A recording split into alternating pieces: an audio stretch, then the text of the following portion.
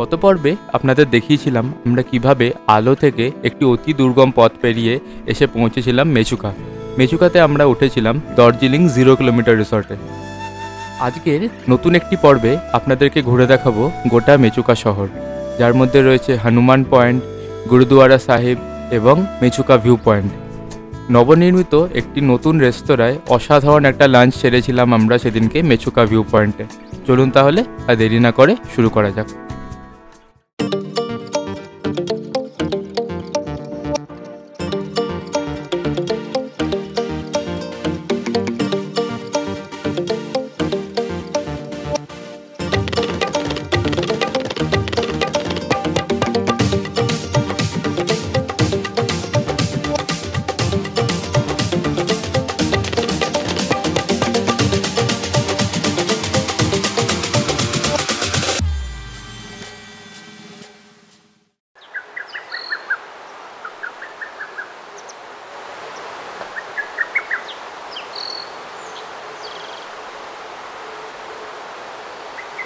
Good morning আর welcome back roaming মংয়ের নতুন একটা এপিসোডে। আপনাদের কাল যেমন দেখিয়েছিলাম, আমরা প্রায় 8 থেকে 9 ঘন্টা জার্নি করে এসে মেচুকা পৌঁছেছি আলো থেকে। আমার গলার অবস্থা খুব খারাপ, আশা করি বুঝতে পারছেন। ঠান্ডা লেগে পুরো চোখ হয়ে গেছিলো, এখন তাও একটু আওয়াজ বেরোচ্ছে মোটামুটি। তো এই একটা অসাধারণ সকাল মেচুকাতে। এখন বাজে 6:20 আর আজকের ডেট হচ্ছে 3রা মে। ঠান্ডা খুব নেই, তবে বেশ ভালোই আছে। আমার পেছনে পাহাড়গুলো দেখে বুঝতে পারছেন আশা করি যে ঠান্ডা একটু হলেও আছে। পুরো বরফে জমা পাহাড় একদম। কাল সারা রাত বৃষ্টি হয়েছে। এখন উঠলাম, উঠে জাস্ট একটু যাচ্ছি চা আনতে। ওয়াকিটকিতে বললাম ওনাদের যে চা হবে কি না, বললো হ্যাঁ হবে। আরেকটা জিনিস কালকে বলতে ভুলে গেছি, আমাদের এই 3000 টাকা যে রেটটা ওনারা নিয়েছেন, এটার মধ্যে কিন্তু ব্রেকফাস্ট ইনক্লুডেড আছে। তো ব্রেকফাস্টটা আমরা পাবো, তার সাথে চাও পাবো। চাটা এখন যাচ্ছি আনতে, নিয়ে আসি, চা খাই যদি গলাটা একটু আরাম হয়। ওই হচ্ছে আমাদের কটেজ, আমাদের গাড়ি রাখা রয়েছে ওখানে। আমি হেঁটে হেঁটে যাচ্ছি। এইদিকে হচ্ছে কিচেন, আর এই হচ্ছে মেচুকার সেই বিখ্যাত পয়েন্ট যেখান থেকে প্রতিটা দেশের ডিস্টেন্স দেওয়া রয়েছে। একদম এক্স্যাক্ট এই পয়েন্ট থেকে কত কিলোমিটার আর কোন দিকে অ্যারো দিয়ে দিয়ে দেওয়া রয়েছে। আর 0 কিলোমিটার হচ্ছে এই মেচুকা, সেখান থেকে, যেটা গ্রিন দিয়ে করা। থাইল্যান্ড দেওয়া, সিডনি দেওয়া, নিউ ইয়র্ক দেওয়া, বেজিং দেওয়া। সবচেয়ে কাছে এখান থেকে বেজিং 2390 কিলোমিটার দেখাচ্ছে। না, হংকং আছে, হংকং 2124, লন্ডন 7787, প্যারিস 7775, আর নিউ দিল্লি তো অবশ্যই আছে। এখান থেকে 2631। নিউ দিল্লির থেকে এখান থেকে আমাদের হংকং কাছে বেসিক্যালি। চলুন চাটা নিয়ে আসি, চাটা নিয়ে এসে আগে চাটা খাওয়া যাক। প্রচণ্ড গলা ব্যথা করছে। নদীর কি গর্জন শুনুন শুধু। এমনি জল ছিল, তারপরে কালকে বৃষ্টিতে অতক্ষণ বৃষ্টি হয়েছে, আরও জল বেড়ে গেছে। ওনাদের নিজস্ব ফার্ম আছে এখানে, চিকেন, ডাক এইসব ওনারা এখানে চাষ করেন বেসিক্যালি। আর তার সাথে মাছের চাষও করে, যেটা কালকে বলেছিলাম আপনাদের। ট্রাউট ফিশ খেলাম কালকে, অসাধারণ ছিল, একদম টাটকা মাছ ওনাদের এখানকার পুকুরের। हुआ दीदी चाय मैं लेके जाता हूँ फिर। ठीक है, मैं वेट कर रहा हूँ, हो जाए तो बोलना, मैं लेके जाता हूँ। ওনারা অনেক সকালে ওঠেন, তো তাই বারবার করে ডাকতেও ইচ্ছে করে না। এখান থেকে অতটাই হেঁটে যেতে হয়। ওনাদের খাবার কালকে দিয়ে এসছে, আবার নিয়ে এসছে রাত্রিবেলায়। তাই বললাম আমি নিয়ে যাচ্ছি, শুধু হয়ে গেলে বলুন, আমি নিয়ে যাচ্ছি এখান থেকে। চাটা আপনাকে দিয়ে যেতে হবে না। খুব ভালো, আসলে এত ভালো ব্যবহার না এদের। চট করে রাগ করে না, বিরক্ত হয় না আমাদের মতন। আসলে স্ট্রেস কম, ওটাই হচ্ছে আসল কারণ। স্ট্রেস কম, টাকা পয়সা কম, তাই জন্য চিন্তা কম, এই জন্য মাথাও ঠান্ডা থাকে সবসময়, সবসময় হাসি মুখ থাকে। আমাদের সারাক্ষণ মাথার মধ্যে চলছে এটা কী করে করব, ওটা কী করে করব, এটা হলে ওটা কী করে করব। এই জিনিসগুলোর জন্যই আমরা সারাক্ষণ একটু ইরিটেটেড থাকি, অ্যাজিটেটেড থাকি। অল্পতে রাগ হয়ে যায়, গালাগালি করি লোকজনকে।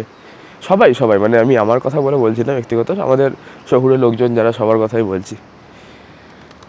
ভিউটা দেখুন শুধু একবার।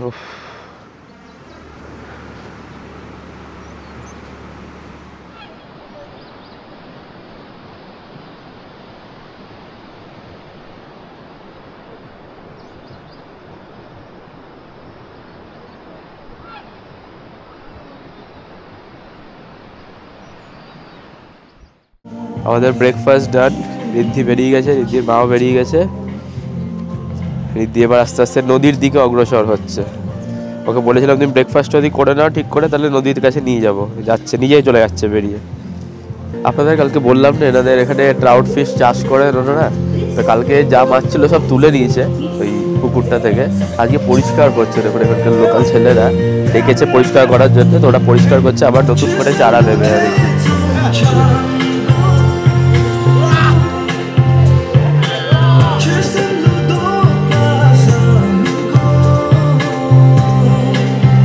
গান জ্বালিয়ে দিয়েছে, গান শুনছে আর পরিষ্কার করছে। সবার মুখে হাসি, এই একটা জিনিস কমন, কারোর রাগ নেই, সবার মুখে হাসি, সবাই হাসি মনে কাজ করছে। যতবার জিজ্ঞেস করুন একটা জিনিস, কারোর কাছে কোনো বিরক্তি নেই এদের। অসাধারণ জায়গা, এরকম জায়গায় থাকতে হয়। যদিও আমরা মোবাইল ইন্টারনেট ছাড়া এখন পারি না থাকতে, কিন্তু এখানে সত্যি মানে এই 2 দিন হয়ে গেল নেটওয়ার্ক নেই কোনো ফোনের, কোনো ফেসবুক নেই, ইনস্টাগ্রাম নেই, কিছু নেই। আমার তো ভালোই লাগছে। মুভিতে একটু বোর হয়ে যাচ্ছে মাঝে মাঝে, ঘুমিয়ে পড়ছে খালি বারবার করে। বলছে একটা টিভি হতো, ঘরে বসে সময় বেরোচ্ছে না। আর কালকে বৃষ্টিও হচ্ছিলো, কোথাও বেরোনো হয়নি। ভাবলাম নাহলে এখানে বনফায়ারে একটু বসে আড্ডা মারা যেত, সেও বেরোনো হয়নি বৃষ্টির জন্যে। আমার বৃষ্টি নেমে গেলো, আগুনই নেমে গেছে। আমি খালি ল্যান্ডস্কেপটা দেখছি আর মানে অভিভূত হয়ে যাচ্ছি যতবার দেখছি। একটু বেরিয়ে যাই, আশপাশটা ঘুরে আসি, আপনাদেরকেও দেখাই, আমরা নিজেরাও দেখি, উপভোগ করি জিনিসটা। আপনারা পরে এসে উপভোগ করবেন, আর ভয় পাবেন না। চলে আসুন মেচুকা এবার। অনেক তো তাওয়াং, বোমডিলা এগুলো ঘুরলেন, সব জায়গায় ঘুরলেন, এই জায়গাটা একবার এসে ঘুরে যান। একটু সাহস করে বুকে বল নিয়ে ভিতু বাঙালির জ্যাকেটটা খুলে বেরিয়ে চলে আসুন। আমি বলছি পারবেন, কোনো অসম্ভব কিচ্ছু না। একটু কষ্ট আছে, হ্যাঁ ঠিকই, আসতে কষ্ট আছে। আর আগামী 2 বছরের মধ্যে যারা আসবে তারা তো পুরো রাস্তা ভালো পেয়ে যাবেন। এখন বলতে গেলে 70% রাস্তা মোটামুটি ভালোই, মানে বেশ ভালো তৈরি হয়ে গেছে পুরো। 20%-এর মতো একটু খারাপ, ভাঙাচোরা রাস্তা। আর 10% মানে খুব খারাপ, মানে কান্না পেয়ে যাবে আর কি, এতটাই খারাপ রাস্তা। কিন্তু সেগুলো পেরিয়েও যদি মনে দৃঢ়তা থাকে আর ইচ্ছে থাকে জায়গাটায় পৌঁছানোর, ইচ্ছে শক্তির থেকে বড় কিছু হয় না আমি মনে করি, অবশ্যই পারবেন। ঋদ্ধি চলে এসছে এটুকু বয়সে, কষ্ট সহ্য করে অনেকটা জার্নি করেছে, চলে এসছে। আর এসে যা এনজয় করছে, আজকে সত্যি টোকিওকে খুব মিস করছি। এই লনটাতে টোকিওকে আমরা নিয়ে আসতে পারিনি এবারে, যেহেতু আমরা ফ্লাইটে এসেছি গৌহাটি অবধি, নাহলে নিয়ে আসতাম। ওকে পেট ক্রেশে রেখে এসেছি ওখানে। খুব ভাল লাগতো ওর, মানে এত সুন্দর একটা বড় লন, পুরো দৌড়ে বেড়াতো টোকিও একদম। খুব মিস করছি আজকে সিরিয়াসলি টোকিওকে। ব্রেকফাস্ট হয়ে গেছে আমাদের, আর ঋদ্ধি সকাল থেকেই চেষ্টা করছিল এই যে স্ট্রিমটা যাচ্ছে এটাতে যাওয়ার। তো খাওয়ার পর আমরা কথা দিয়েছিলাম আমি আর ওর বাবা যে খেয়ে নিলে ব্রেকফাস্ট পুরো কমপ্লিট করলে নিয়ে যাব, কথা মতো নিয়ে যেতে হচ্ছে, নাহলে এই রাগটা পুষে রেখে দুপুরবেলা খাওয়ার সময় দেখাবে ও। একটু তো কথা শুনতেই হয়। ব্রেকফাস্টটা আজকে খুব ভালো ছিল। সকালবেলা রাইস দিয়েছে, ফ্রাইড রাইস দিয়েছে। আর ওদের ফ্রাইড রাইসগুলো আমি দেখেছি, মানে যে কোনো পাহাড়ি এলাকাতে যে ফ্রাইড রাইসগুলো করে আর কি, সেগুলো খুব টেস্টি হয়, মানে একটু অন্যরকম হয়, আমরা যেরকম জেনারেলি খাই সেরকম পড়ে না, খুব সুন্দর হয়েছে। আমার বেশি ভালো লেগেছে একটা শুকনো লঙ্কা দিয়ে একটা সস বানিয়েছে। সস বলাটা ঠিক হবে না, আমি জিজ্ঞেস করলাম রেসিপিটা। কালো তিল দিয়ে আর রসুনকে আগে ভালো করে ফ্রাইং প্যানে ওটাকে নেড়ে নিয়ে তারপর ওটাকে দিয়ে ভেজে ওটাকে গ্রাইন্ড করেছে। এবার ওরা হতে পারে সেটা হয়তো গ্রাইন্ডার দিয়েও করতে পারে বা হয়তো হামানদিস্তা দিয়েও করেছে হয়তো, তবে টেস্ট ইজ ভেরি গুড, মানে এতটাই ভালো যে অন্য কোনো আর তরকারি লাগবে না। মানে ফ্রাইড রাইসটা আপনি শুধুই খেয়ে নিতে পারবেন, শুধু ওই শুকনো লঙ্কার ওই যে এটা করেছে, ওটাকে ঠিক চাটনিও বলা যায় না, আবার পেস্টও বলা যায় না, আবার সসও বলা যায় না অ্যাকচুয়ালি। তো ওটা দিয়ে খেতে খুব ভালো লাগলো। পর্ক দিয়ে করেছিল, এখানে পর্ক চিকেনটা খুব চলে, মাছও আছে এদের কাছে, কিন্তু সকালবেলা এখন মাছ দিয়ে তো ফ্রাইড রাইসটা ভালো লাগবে না, তাই জন্য পর্ক দিয়ে করেছিল। পর্কের ফ্যাট দিয়ে অসাধারণ হয়েছিল খেতে, আর খুব ভালো খেয়েছি। মানে ফ্রাইড রাইস সকালে জেনারেলি হয়তো খাই না আমরা, মানে কেউই খাই না, হয়তো ব্রেড খাই বা যেখানে যেরকম, মানে বাড়িতে তো কখনো ব্রেড, কখনো রুটি, কখনো লুচি, যেটা পাই সেরকম খাই। কিন্তু এখানে বললো যে এটা আমাদের স্পেশালিটি, যখন এটা খান সবসময় তো ব্রেড বাটার খান বা চিজ অমলেট এগুলো খুব খান, এটা একবার ট্রাই করে দেখুন, সকালবেলা ভালো লাগবে, একটু অন্যরকম টেস্টের হবে, একটু ভালো লাগবে। তো ওর জন্য ট্রাই করলাম, ভালো লেগেছে। রিদ্ধি বাবার সাথে একদম লাস্ট অবধি চলে গেছে, যেখানে স্ট্রিমটা যাচ্ছে আর কি, দেখাই আপনাদের।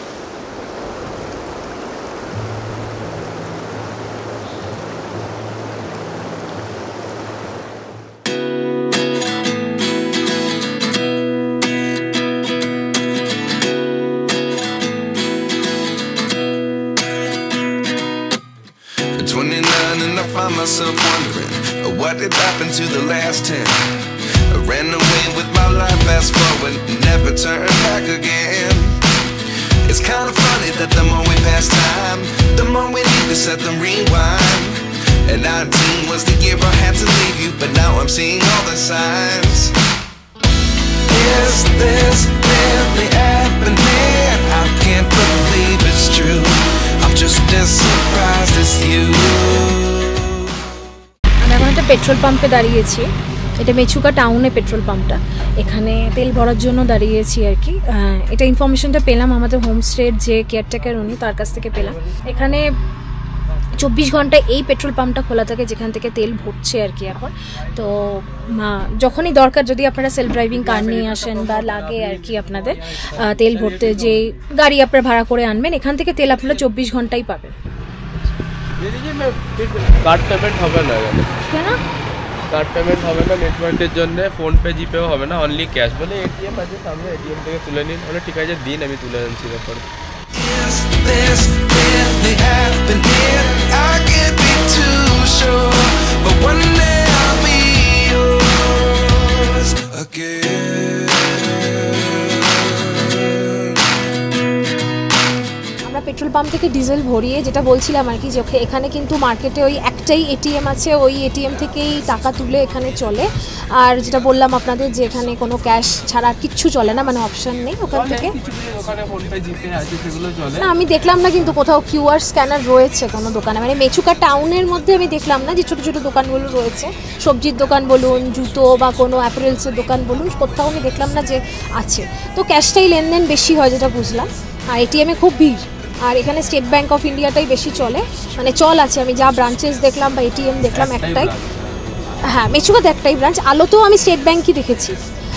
এখন আমরা যাচ্ছি হনুমান ক্যাম্প বা হনুমান মন্দির বলে, শ্রী হনুমান টেম্পলও বলে ওটাকে। হনুমান ক্যাম্প বলার কারণ হচ্ছে ওটা একটা বৈশিষ্ট্য আছে ওখানে, একটা প্রাকৃতিক বলতে পারেন বা একটা মহাজাগতিকও বলতে পারেন। ওখানে একটা জিনিস আছে যেটা গেলে আমরা দেখাতে পারবো, পৌঁছালে আমরা দেখাতে পারবো, যদি দেখাতে দেয়। কারণ ওটা আর্মি মানে পুরোটাই কভার করে রাখে ওই জায়গাটা।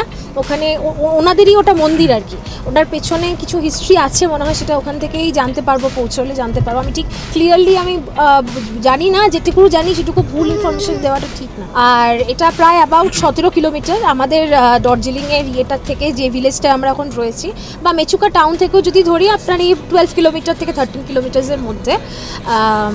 এটা যেটা বলছিলাম, এখানে গুরুদ্বারাও আছে আমি শুনেছিলাম আর কি। আমি খুব কম ভিডিওস দেখেছি মেচুকার ওপরে, ইনফরমেশন যেটুকু গ্যাদার করেছি এই জায়গাটা সম্পর্কে, সেখানে দেখেছি যে একটা গুরুদ্বারা আছে যেটা আর্মির যারা পার্সোনাল আর কি এখানে কাজ করে, চাকরি করে, ওনারাই এটা দেখভাল করেন। আর সাথে এই মন্দিরটা ওনাদের জন্যই আর কি। নিশ্চয়ই কিছু হিস্ট্রি বা রিলেটেড গল্প রয়েছে, যেটা গেলে জানতে পারবো আমরা। আর সেকেন্ডলি হচ্ছে যে ভিউটা অসাধারণ এখান থেকে যেটুকু দেখতে পাচ্ছি।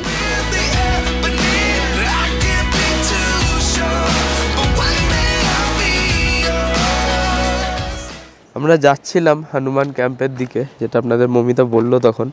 যেতে গিয়ে এখানে রাস্তায় আমাদের একটু আটকালো, আর 5 কিলোমিটার মতন বাকি ছিল। তো বললো যে এখানে রাস্তার কাজ হচ্ছে, প্রতিদিন 10টা অবধি খোলা থাকে, রাস্তা 8টা থেকে 10টা খোলা থাকে, আবার 10টা থেকে 12টা অবধি বন্ধ থাকে, 12টা থেকে 2টো অবধি আবার খোলে। তো সেটা তো আমাদের কেউ বলেনি। পেট্রোল পাম্পে তেল ভরলাম, ওনারাও বলেননি। তারপরে যেখানে রয়েছি আমরা দার্জিলিংয়ে, ওনারাও বলেননি, হয়তো জানেন না। এই আর রাস্তাটাই অ্যাকচুয়ালি পুরো চায়না বর্ডার অবধি গেছে। তো ওটা যেতে গেলে আপনাকে আলাদা করে পাস বানাতে হবে এই মেচুকা টাউন থেকে। তো সেটা আপনারা বানিয়ে যেতে পারেন, আমরা যাব না অত দূর। এখানে একটা বোর্ড লাগানো রয়েছে, বোর্ডটা আমি দেখিয়ে দিচ্ছি যাতে আপনাদের বুঝতে সুবিধা হয়। দেখুন, ওয়ার্ক ইন প্রোগ্রেস। এটা দেখুন একবার, 10টা অবধি রাস্তা খোলা থাকে, 10টা থেকে 12টা বন্ধ থাকে, আবার 12টা থেকে 2টো খোলে, 2টো থেকে 6টা অবধি আবার রাস্তা বন্ধ। তো এইটা ইনফরমেশনটা জানলাম না, একটু পরেই আসতাম ওই জায়গাগুলো ঘুরে। তো এখন বেজে গেছে 11টা 20 মতন। তো আমরা আর বেশি দূর যাচ্ছি না, কারণ কি 12টায় খুললে তাহলে চলে যেতে পারবো চট করে। এখান থেকে একদম কাছে বললো, 4-5 কিলোমিটার লাগবে। তো একবারে ঘুরেই তারপরে যাবো। তো আমরা এখানে তাই জন্য আপাতত গাড়ি পার্ক করেছি। আর এই হচ্ছে রাস্তা, যেখানে বন্ধ। এটা খুলে গেলেই আমরা যাব। খুলে যাক 12টার সময়, একটু ওয়েট করে যাই। এমনি জায়গাটা তো ভালোই, ছবি টবি তোলাও যাবে দাঁড়িয়ে। আমরা এই এসে পৌঁছালাম হনুমান ক্যাম্পে। এই আমার পেছনে এটা হচ্ছে হনুমানজির মন্দিরটা। আর যেটা আসল জিনিসটা দেখানোর, কিন্তু খুব জোরে বৃষ্টি নেমে গেছে আসলে হঠাৎ করে। এদিকটা মেঘ দেখা যাচ্ছিলো দূর থেকে, এইখানে এসে দেখছি বেশ ভালো জোরে বৃষ্টি পড়ছে। এই হচ্ছে মন্দির, বন্ধ এখন, কেউ নেই, আর আমরাই এসছি অসময়ে আসলে। আর যেটা আসল জিনিসটা দেখানো সেটা আপনাদের দেখাই, দাঁড়ান। জানি না কতটুকু দেখতে পাচ্ছেন, ওই যে পাহাড়ের মাঝখানে দেখা যাচ্ছে, এটা হনুমানজির মুখ হয়ে আছে দেখুন নিজের থেকে, পুরো পাথরের উপরে। আর ওইখানটায় কিন্তু কোনো গাছ নেই, বাকি সব জায়গাতে গাছ রয়েছে, কিন্তু ওইখানটায় কিন্তু কোনো গাছ নেই। কি অদ্ভুত না, মানে প্রকৃতির সৃষ্টি বলুন আর যাই বলুন, কিছু তো ক্ষমতা আছে, তাহলে এই জিনিসগুলো দেখা সম্ভব না। অসাধারণ। কেমন লাগলো? ভালো লেগেছে কারণ আমি একটা কি দুটো ভিডিও দেখেছি, তাও তারা নন বেঙ্গলি ব্লগাররাই দিয়েছিলেন, তো সেখানে দেখে তাদের ক্যামেরাতে দেখে ভালো লেগেছিল, কিন্তু নিজের চোখের ক্যামেরা দিয়ে দেখে আরও বেশি ভালো লাগছে। তাহলে যেতে পারছি না, বৃষ্টি পড়ছে, তাতেও বৃষ্টি পড়ুক মাথায় জোর তাও দেখছি দাঁড়িয়ে, দেখতে তো পাবো না, চলে যাবো দুদিন পর, তাই দেখছি। সত্যি মানে অবিশ্বাস্য জিনিসটা যে এরকমও হয়, প্রকৃতির তৈরি বলুন আর ভগবানের তৈরি বলুন, যারই বলুন, সবচেয়ে অদ্ভুত ব্যাপার শুধু ওইটুকু জায়গাতে কিন্তু কোনো গাছ ওঠেনি, একটা গাছ অবধি ওঠেনি ওই জায়গাতে। তো এটা পুরোটা আর্মি মেনটেন করে, মন্দিরটা থেকে শুরু করে সব কিছু ওই এরিয়াটার। আর আমরা এখন যেখানে যাচ্ছি, যে রাস্তা দিয়ে এলাম আমরা ওই গুরুদুয়ারা সাহিবে, তো সেখানে যাই একবার। মমিতা ঢুকতে পারবে না, ওর মাথার কাপড় কিছু আনেনিও, আর মাথায় কাপড় না দিয়ে যাওয়া উচিত না, যায়ও না। তো আমার মাথায় আছে, আমি যাচ্ছি, ঋদ্ধি বসুক মার সাথে গাড়িতে। তো আমি এখন যাই, গিয়ে আপনাদের গুরুদুয়ারা সাহিবটা দেখাচ্ছি। আমরা এই জাস্ট পৌঁছালাম গুরুদুয়ারা সাহিবে, এই হচ্ছে এন্ট্রান্সের গেট। আমরা এদিক থেকে এলাম, এদিকে হনুমান ক্যাম্পটা 5 কিলোমিটার দূর এখান থেকে। আর এদিকে রাস্তাটা বন্ধ হয়েছিল, যে কাজ হচ্ছে রাস্তার, ওটা ক্রস করে এসেই হচ্ছে গুরুদুয়ারা সাহিব। আর তারপর এদিকে চলে গেলে সোজা হনুমান ক্যাম্পটা। তো এখানে 24 ঘন্টা লঙ্গার ফুড পাওয়া যায়, আপনি লঙ্গারে খেতে পারেন। আমরা খাবো না, এখন দেরি হয়ে যাবে, নাহলে রাস্তাটা বন্ধ হয়ে যাবে আবার। তো এখানে আপনারা এসে লঙ্গারে খেতেও পারেন, ফ্রি অফ কস্ট, কোনো পয়সা লাগবে না। এটা পুরো আর্মি থেকে মেনটেন করা এই গুরুদুয়ারা সাহিবটা। বৃষ্টি অলরেডি নেমে গেছে, ঝিরঝির করে বৃষ্টি পড়ছে। ওই যে ঋদ্ধি আর ওর মা যাচ্ছে। অমিতা বললো আমি নামি, যদি যেতে না দে চলে আসবো ফিরে, দেখি কতদূর যেতে পারি। একটু হেঁটে যেতে হয় এখান থেকে, মানে সব শিখ ধর্মের যারা আর্মি অফিসার বা যারা আর্মির লোকজন আছেন, সবাই যাওয়ার আগে এইদিকে যে রাস্তাটা আমরা হনুমান ক্যাম্প গেছিলাম, ওইখান থেকে এগিয়ে গেলেই হয়েছে চায়না বর্ডারটা। তো সেখানে সবাই যাচ্ছে আর্মির গাড়িগুলো, আর এখানে মাথা ঠেকে তারপর যাচ্ছে প্রার্থনা করে এই গুরুদুয়ারা সাহিবে। আমরা এই ঢুকছি গুরুদুয়ারার ভেতরে। যে আপনারা যদি মাথার কাপড় না নিয়ে আসেন, এখানে পাওয়া যাচ্ছে, ঠিক আছে, আপনি জাস্ট মাথায় বেঁধে নিয়ে চলে যেতে পারেন, আবার যাওয়ার সময় এখানে রেখে দিয়ে যেতে হবে। তো আমরা 3 জনে 3টে বেঁধে নিলাম। এখন যাচ্ছি ভেতরে, গুরুদুয়ারার ভেতরে। বললো ভিডিও করা যাবে, কোনো অসুবিধা নেই, করতে পারেন আপনারা।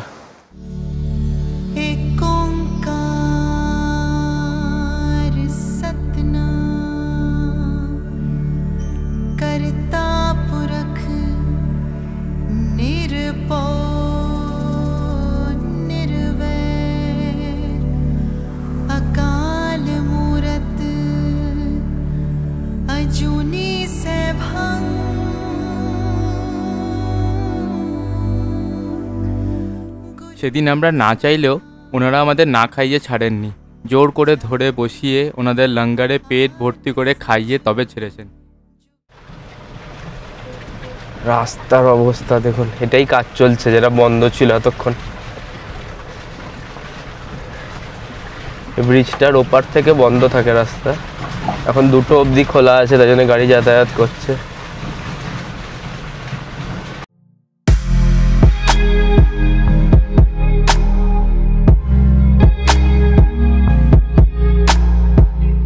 লঙ্গরে খাওয়া দাওয়া সেরে আমরা সেদিন রওনা দিয়েছিলাম মেচুকা মনেস্ট্রির উদ্দেশ্যে, কিন্তু বিকেল 4টে বেজে যাওয়ার দরুন সেটি দুর্ভাগ্যবশত বন্ধ হয়ে গেছিলো।